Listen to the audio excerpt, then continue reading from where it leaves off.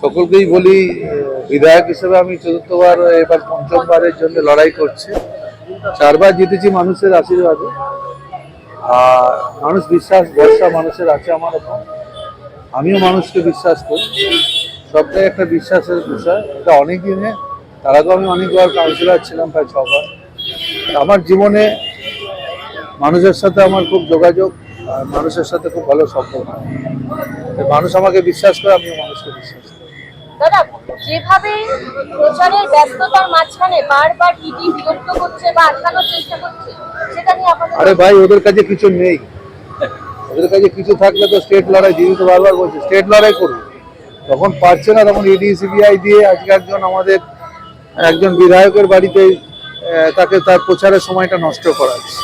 আমাকেও 3 বার নোটিশ পাঠিয়েছে। সারা বছর মানুষের ওপর আস্থা বিশ্বাস আছে।